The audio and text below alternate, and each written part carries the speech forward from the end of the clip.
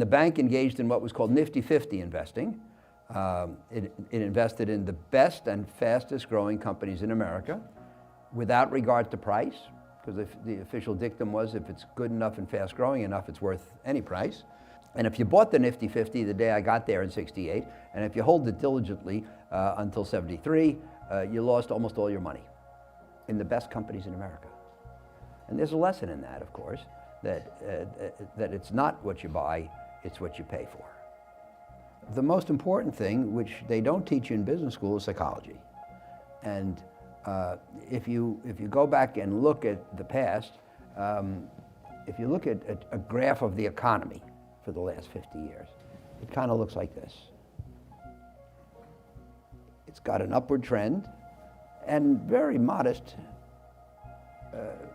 divergence from the trend. Sometimes the trend is a 2% trend line. Sometimes it's up 3 and sometimes 1. In extremes, it's up 4 or down 1 or 2. Very modest volatility. If you look at company results, companies have leverage, financial and operating, and their profits go like this. If the economy is up 2%, profits go up 10. If the economy is up 20%, profits go up 30, and so forth. And so and if the economy is down 2, then for a typical company, maybe profits will be down 15. So the graph of profits is much more volatile than the graph of the economy. And then if you look at a graph of the stock market, it looks like this. Why? What's the difference? And the difference is psychology. We don't know what the future holds. I am not a believer in forecasts. There are two kinds of forecasters, the ones who don't know and the ones who don't know they don't know. And I believe that very strongly, and I am firmly in the first camp. I don't know what the future is going to bring. And I don't think anybody does. The future can only be thought of intelligently as a probability distribution. What is the range of things that may happen? Which is the most likely? Which other ones are probable? And which ones are unlikely? And we describe a great quote from Elroy Dimson at the London Business School.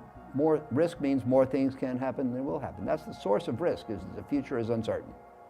And if the future could be predicted, in theory, there would be no risk.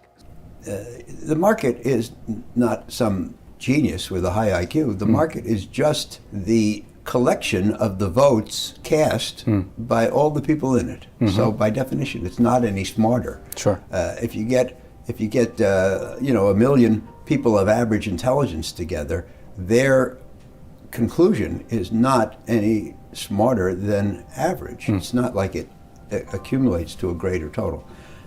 The most important thing is risk. And I believe that it is the job of the professional investor to control risk for the clients. The job is not to make a lot of money, because usually the market goes up. Usually it's easy to make money. The challenge is to make money at the same time that you control risk. And a portfolio which has the opportunity to make money, but with the risk under control, is, in my opinion, the mark of the professional investor. Macro, economies, markets, currencies, interest rates. These are the big picture factors. They're very important. Everybody would like to know what they imply, but they just can't. And Warren Buffett said to me one time, for a piece of information to be desirable, it has to satisfy two criteria. It has to be important, and it has to be knowable.